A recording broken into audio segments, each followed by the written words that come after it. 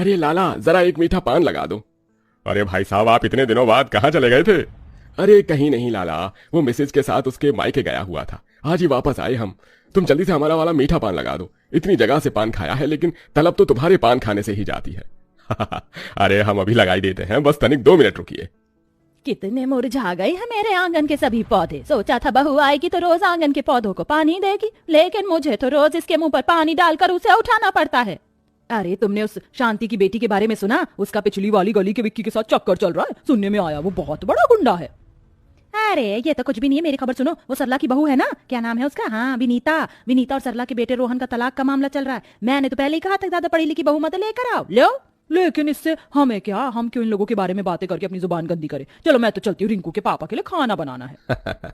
ये है घोटाला मोहल्ला। जिस मोहल्ले का नाम ही घोटाला हो, उस मोहल्ले में कभी कुछ सीधा हो सकता है क्या? अभी तो इस मोहल्ले में काफी शांति है, लेकिन क्या ये शांति इसी तरह बनी रहेगी या कोई धमाल मचने वाला है? आइए आगे इस कहानी में जानते हैं। हाय रे मोरी कमर, अभी 2 दिन पहले तो कमर का दर्द ठीक हुआ था। किस चुड़ैल ने हमारी गैलरी में पानी डाल दिया है। अभी तो कांताबाई पोछा लगा कर गई थी। बेचारी सुषमा दर्द भरी कमर पकड़कर उठती है और आसपास देखती है कि उसकी गैलरी में कहां से पानी आया। तभी सुषमा की नजर उसके पड़ोस में रह रही पूनम की पानी की टंकी पर जाती है। टंकी भर जाने का कारण भी सारा पानी अब सुषमा की गैलरी पर आने लगा था। जब से ये पड़ोसन आई है तब से नाक में दम करके रख दिया है। आज तो मैं इसे छोड़ूंगी नहीं। सुषमा साड़ी का पल्लू कमर में ठूस कर सीधा अपनी पड़ोसन पूनम के घर जाती है। अरे सुषमा बहन, तुम इस वक्त? तुम्हारे घर में क्या कोई पैसों का पेड़ है? तो हमें भी जरा उसमें से पैसे तोड़कर दे दो। अरे पैसों का भी पेड़ होता है क्या भला? ये कैसी बातें कर रही हैं? सही कह रही हूँ मैं। तभी तो सुबह मोटर चला देती हो तो शाम तक मोटर बंद करने का नाम नहीं लेती। तुम्हारी टंकी का पानी भर भर कर हमारी गैलरी में आने लगता है। इतनी मुश्किल से मेरी कमर का दर्द ठीक हुआ था, लेकिन तुम्हारी वजह से मैं गिर गई और दोबारा से मेरी कमर में दर्द शुरू हो गया। जब से यहाँ पर आई हो तब से जीना हराम करके रख दिया है तुमने मेरा। जितना आपसे प्यार से बात कर रही हूँ, आप उतना ही मुझ पर चढ़ रही है। मेरी टंकी का पानी है, जहां भी जाए, इससे आपको क्या? अरे मेरी बला से नरक में जाए, लेकिन मेरी गैलरी में क्यों आ रहा है? अभी तुम्हारी मकान मालिक से बात करके तुमसे घर खाली करवाती हूँ। बड़ी आई हमसे घर खाली करवाने वाली। मैं अभी देखती हूँ कि कौन हमसे घर खाली करवाता है। जा, जो करना है कर ले। अरे भाई साहब, ये औरतों का कोई और काम नहीं होता है। जब देखो खिच पिच खिच पिच खिच पिच। अरे भैया, औरतें हैं, औरतें छोटी सी बात को लंबी करना कोई इनसे सीख लो। चलो चलकर हम चाय पीते हैं। आपने वो कहावत तो सुनी होगी, जिस घर में 4 बर्तन होते हैं वो बजते जरूर हैं। ऐसा ही हाल इस मोहल्ले का भी था। आए दिन किसी न किसी के घर या पड़ोस में छोटी मोटी चीजों को लेकर बहस तो चलती रहती थी। कुछ लोग इस बहस को रोकने का काम करते थे तो कुछ आग में घी डालने का काम करते थे।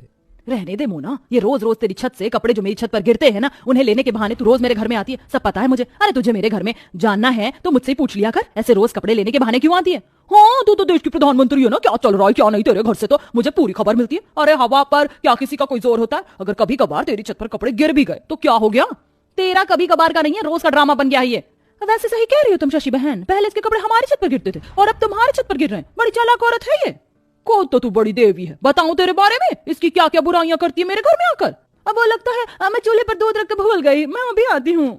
आग लगाने आई थी शर्मिला अपना नाम आते ही दुम दबाकर वहां से भाग जाती है।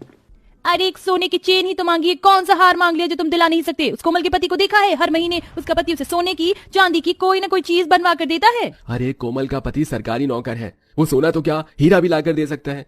लेकिन मैं तो एक छोटी सी दुकान में काम करता हूँ। मेरी माँ सच कहती थी कि इस गरीब से शादी मत कर, लेकिन मेरी आंखों पर प्यार की पट्टी बंधी हुई थी। हाय मेरी किस्मत, किस आदमी के पल्ले बन गई मैं।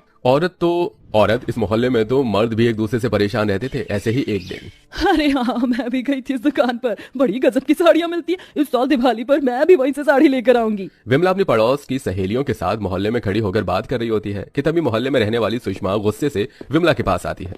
मेरे चेहरे पर क्या कोई चुटकुला लिखा है जो तू इतनी देर से मुझे देख देख कर हंस रही है?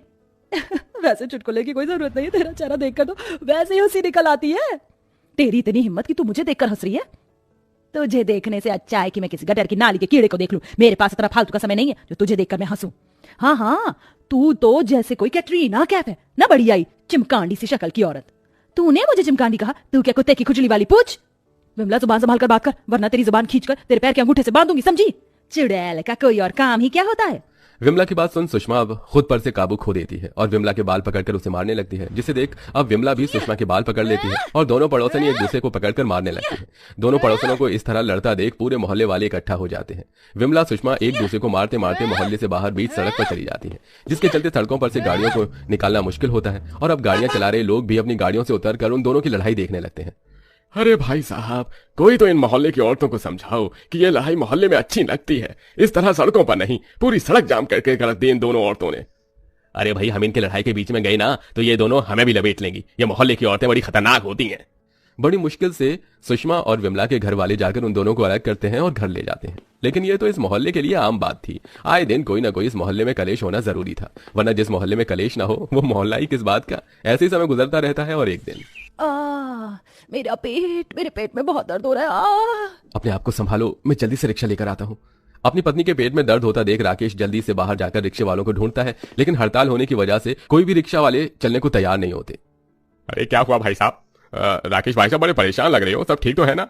अरे पूनम के पेट में बहुत तेज दर्द हो रहा है, उसे जल्द से जल्द अस्पताल ले जाना होगा। कोई भी रिक्शा वाला चलने को राजी नहीं है। अरे आप घबराइए मत, भाभी को नीचे लेकर आइए, मैं जल्दी से अपनी गाड़ी निकालता हूँ।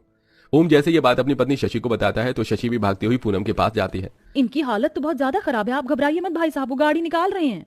सभी लोग मिलकर पूनम को हॉस्पिटल लेकर जाते हैं। डॉक्टर के ट्रीटमेंट के बाद पूनम को दर्द में थोड़ा सा आराम मिलता है। भाई साहब घबराने की कोई बात नहीं, कल तक हम उसे घर ले जा सकते हैं। आप दोनों का बहुत बहुत शुक्रिया। आप लोगों से हमारी इतनी लड़ाई हुई है, लेकिन मुश्किल वक्त में आप लोग ही हमारे काम आए। भाई साहब एक मोहल्ले में रहेंगे तो लड़ाई तो होगी ही ना, लेकिन इसका मतलब ये थोड़ी ना है कि एक दूसरे की मुश्किल वक्त में हम एक दूसरे का साथ ना दे। मुश्किल वक्त में सबसे पहले पड़ोसी ही काम आता है। इतनी लड़ाई होने के बावजूद भी आज एक पड़ोसी ही दूसरे पड़ोसी की मदद करता है। यही तो मोहल्ले का प्यार होता है। लड़ाइयां भले ही चाहे जितनी भी हो, लेकिन प्यार उससे कभी कम नहीं होता। हाय रे मेरी कमर, पूरी की पूरी नई साड़ी भीग गई मेरी तो। आज तो ये पड़ोसन गई मेरे हाथों से। दिन में चांद निकल सकता है, सूरज पूरब की बजाय पश्चिम से उग सकता है, लेकिन मोहल्ले की लड़ाई कभी खत्म नहीं हो सकती। दोस्तों, क्या आपके मोहल्ले में भी लड़ाई झगड़ा रोज होता है? अगर हाँ तो इसमें आप क्या करते हैं? लड़ाई छुड़वाते हैं या फिर हमारी तरह दूर से ही लड़ाई का मजा लेते हैं?